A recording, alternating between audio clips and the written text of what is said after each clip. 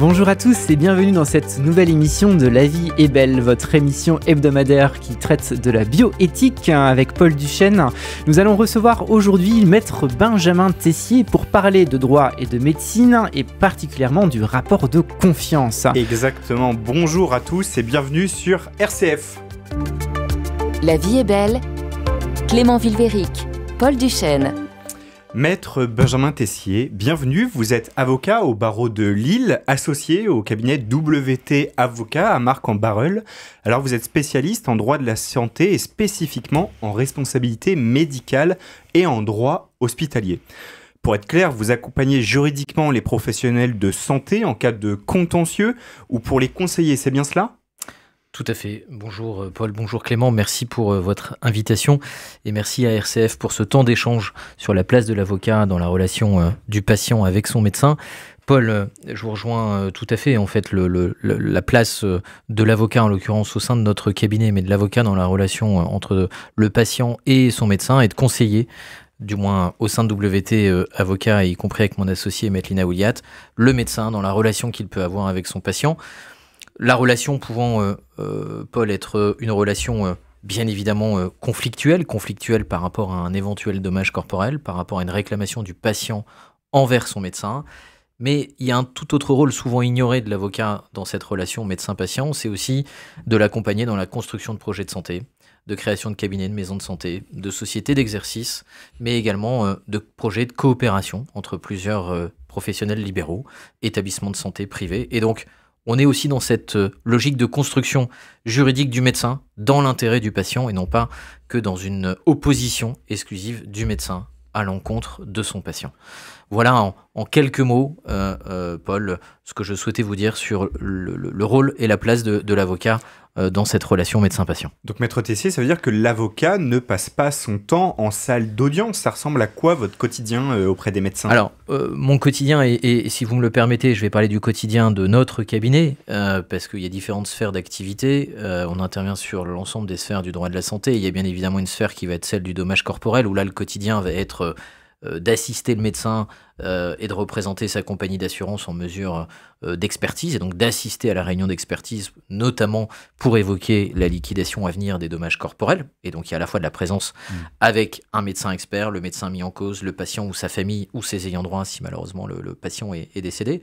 Ça se terminera dans le cadre de ce type d'accompagnement dans une présence en salle d'audience pour bien évidemment l'audience de jugement, mais c'est aussi au quotidien recevoir le médecin au cabinet pour construire son projet professionnel, l'installer lorsqu'il quitte sa formation universitaire, créer des projets de santé avec lui pour les structures de soins de premier recours, jusqu'à l'accompagnement auprès de son ordre professionnel, auprès de l'agence régionale de santé, mais aussi, et désolé de vous le dire, ça fait partie aussi de l'évolution du médecin face au patient, le médecin start-upper, et qui a envie, au-delà de sa pratique médicale habituelle en cabinet, de devenir finalement chef d'entreprise. Je pense notamment à des applications connectées, à des applications pour les maladies chroniques, où de par son expertise médicale, il va aller puiser ce qu'on ne trouvait peut-être pas il y a encore quelques années, une volonté entrepreneuriale dans le don de soi pour le profit du patient, dans le cadre de son suivi bien évidemment thérapeutique, et je pense à toutes les solutions connectées qui d'ailleurs sont pour le coup un domaine comme les données de santé particulièrement adapté par mon associé Lina Ouliat. Tout un programme alors que nous allons explorer dans l'interview qui commence maintenant. La vie est belle. RCF Hauts-de-France. Maître Benjamin Tessier, nous avons besoin de votre aide. Merci d'être ici pour notre réflexion de ce mois-ci.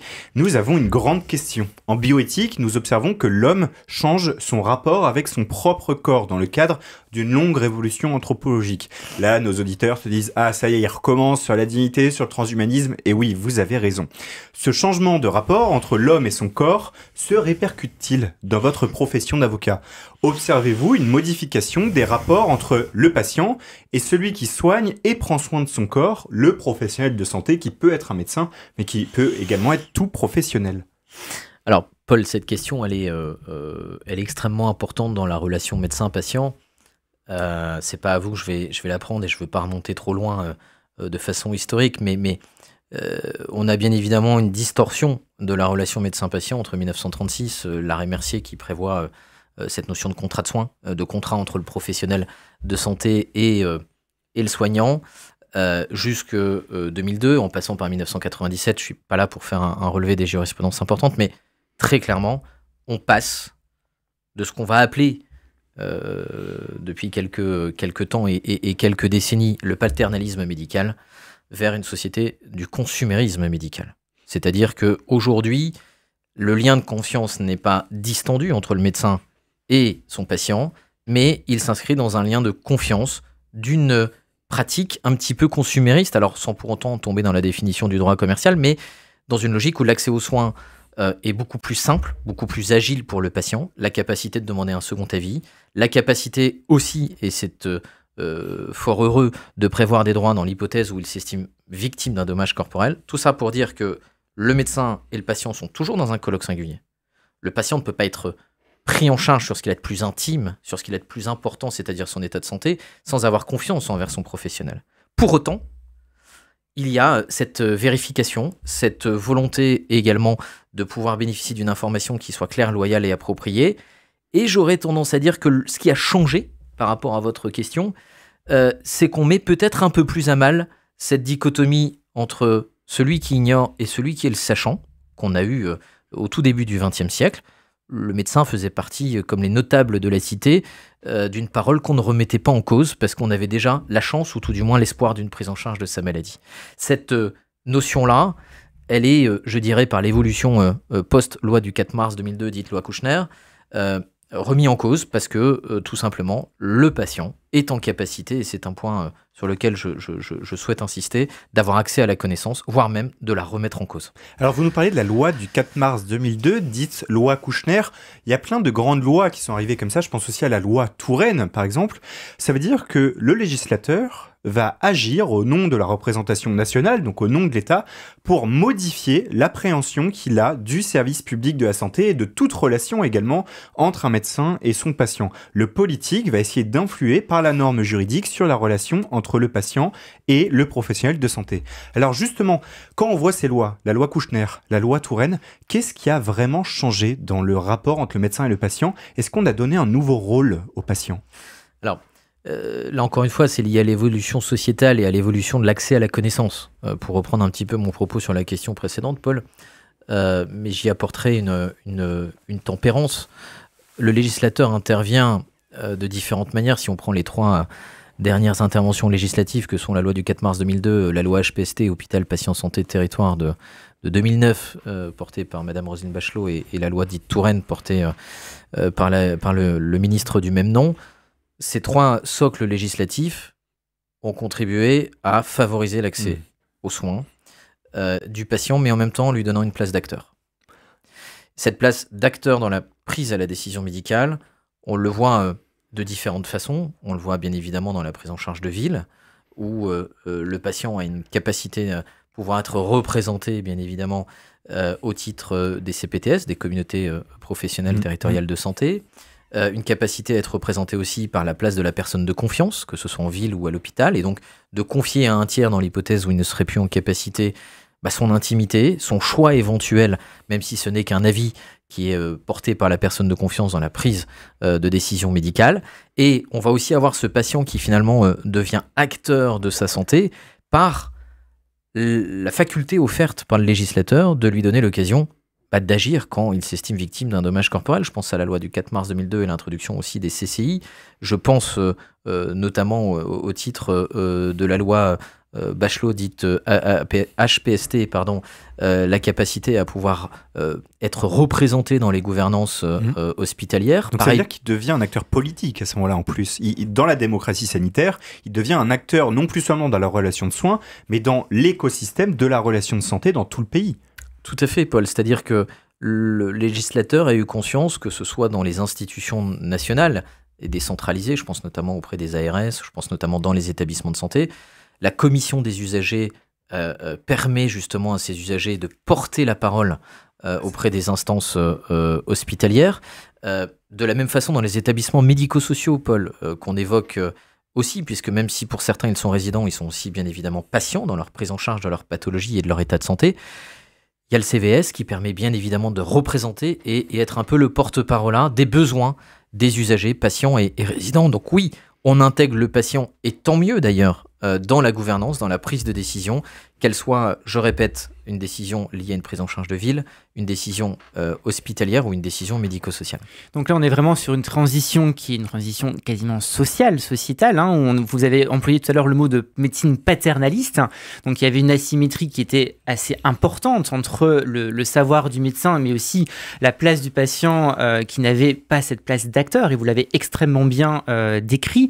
Avec cette médecine peut-être moins asymétrique, finalement, quelle relation va être établie entre le patient et son médecin aujourd'hui, et surtout quelle place pour la faute, parce que vous parlez de je vais y arriver avec ce mot, de juridiciarisation, c'est-à-dire qu'il y a toute une codification qui est en train de s'élaborer pour comprendre comment la relation médecin-patient s'installe finalement.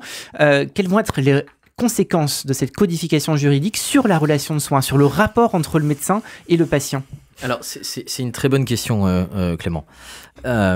Si on parle de traduction pratique dans le colloque singulier entre le médecin et son patient, beaucoup de médecins vont vous dire, et nous on est bien évidemment plutôt en intervention côté médecin, mais on a bien évidemment un aspect bienveillant du positionnement patient, a un caractère administratif, voire probatoire de la démarche médicale, c'est-à-dire avoir conscience que finalement cette judiciarisation, par l'intervention des différentes lois que nous avons pu citer il y a quelques instants, mais aussi par cette volonté un peu de consommateur de soins que peut être le patient, a forcément un volet dit de responsabilité. Et quand je parle de responsabilité, ça peut être la faute technique, ça peut être la faute d'humanisme, et ça peut être aussi une responsabilité dite sans faute, on l'évoquera très certainement ensemble. Donc ce que je veux dire, c'est que le fait que cette médecine paternaliste ait pris fin au profit finalement d'un rééquilibrage de cette asymétrie amène donc deux choses. Le patient souhaite être informé, il veut un discours de vérité. Généralement, il s'est peut-être renseigné sur sa pathologie ou ce qu'il pense être sa pathologie avant même de consulter, et le médecin se retrouve davantage dans une situation de challenge, c'est-à-dire de réussir à obtenir le consentement de son patient par une information qui doit être de qualité, dont il sait que cette information a peut-être été éprouvée par un autre confrère avant, ou éprouvée, malheureusement, de façon pas toujours objective par les recherches que proposent aujourd'hui les différents supports et médias, mais notamment Internet. Donc, le maintien de ce colloque dit de vérité et de confiance, aujourd'hui, pour moi, le socle, ce n'est plus le paternalisme. Pourquoi ? Parce qu'avant, le patient n'avait pas cette qualité de sachant et ne pouvait remettre sa confiance qu'entre le corps médical. Là, aujourd'hui, cette confiance, elle est remise en contrepartie d'une information qu'on estime être de qualité, et parce qu'elle est de qualité, de comprendre notre état, et d'y confier, bien évidemment, sa prise en charge à un professionnel qui remplit ses obligations au titre de cette information. La clé, vraiment, Clément, et je pense qu'on y viendra sur la notion de faute d'humanisme, qui pour moi est très importante, c'est l'information de qualité, claire, loyale et appropriée pour aller chercher un consentement éclairé auprès du patient. L'enjeu, il est là. L'information avant tout. Maître Benjamin Tessier, vous nous parliez tout à l'heure de la responsabilité pour faute du médecin et également d'une responsabilité sans faute. D'abord, il faut noter que ça n'a pas toujours été le cas. Pendant l'Antiquité, par exemple, il n'y avait pas de faute du médecin, comme c'était un acte presque divin. La seule faute, c'était la faute sacrilège. Au XVIe siècle et en 1829, c'est pas davantage le cas. Bon. Aujourd'hui, on a une faute qui se subdivise dans la faute scientifique et la faute d'humanisme. La faute scientifique, c'est un peu la plus évidente pour nos auditeurs. En fait, c'est le médecin qui, vis-à-vis d'un de ses actes, engage sa responsabilité. C'est quoi cette faute scientifique ? Comment elle se subdivise ? C'est une très bonne remarque, Paul, je vous en remercie. Alors, on pourrait tenir des heures sur la notion de faute scientifique ou faute technique. Oui. Je souhaite que vos auditeurs aient quand même juste ce triptyque en tête, c'est que pour engager la responsabilité d'un médecin au moment où nous parlons d'une faute technique, c'est une responsabilité dite pour faute. Cette responsabilité dite pour faute nécessite le recueil de 3 éléments cumulatifs. Une faute, un dommage et un lien de causalité. Et c'est très intéressant dans votre émission de comprendre que parfois la sensation du patient sera celle de réunir ces 3 éléments. Mais c'est à l'expert judiciaire de constater que ces 3 éléments sont bien cumulés. La faute, puisque c'est votre question, la faute technique, oui. Ça va être la faute de mes usages. Avant tout, la médecine est un art. Et il y a, au moment où je vous parle, un bon nombre de dossiers au cabinet où il y a une faute tout simplement liée à une erreur de diagnostic, une faute liée à un mésusage, entre guillemets, médicamenteux, une interaction médicamenteuse dans le cadre d'une prescription, mais ça va aussi être la faute technique liée à une pratique chirurgicale.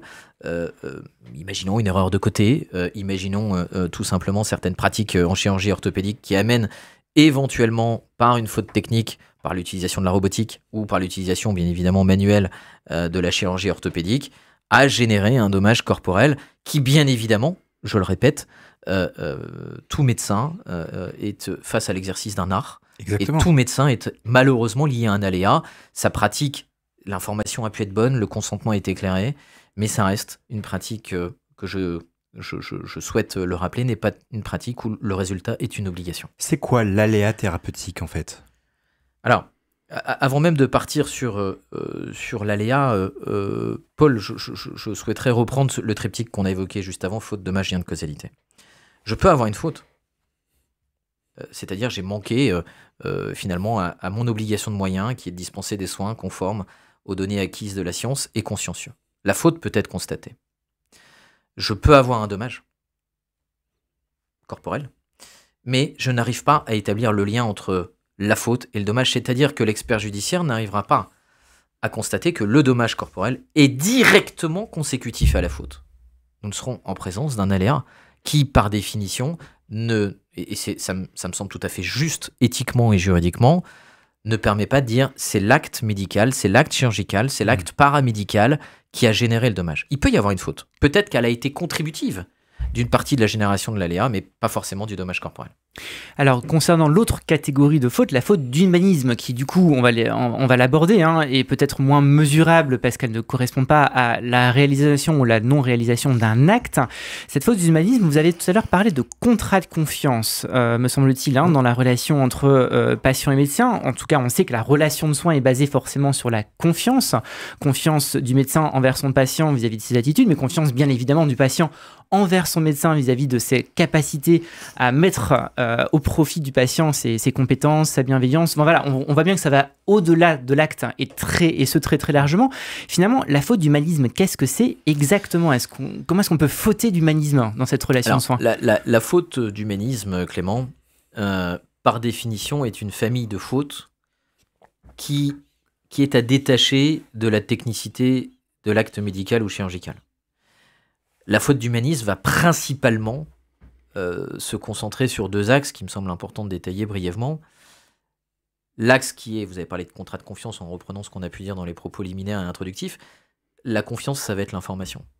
Est-ce que dans la relation de soins, dans le colloque singulier que le médecin a avec son patient, faut-il tout dire? A-t-il donné les informations les plus objectives pour permettre d'obtenir le consentement? Et donc, dans la faute d'humanisme, on va comprendre le volet informationnel, qui est la clé de voûte du consentement et de l'acte médical. C'est-à-dire le patient ne peut consentir que en ayant pleinement conscience que l'information elle est juste, bien évidemment, appropriée et bien évidemment loyale, et ce en quoi il donnera dans un second temps la confiance ou non à son professionnel.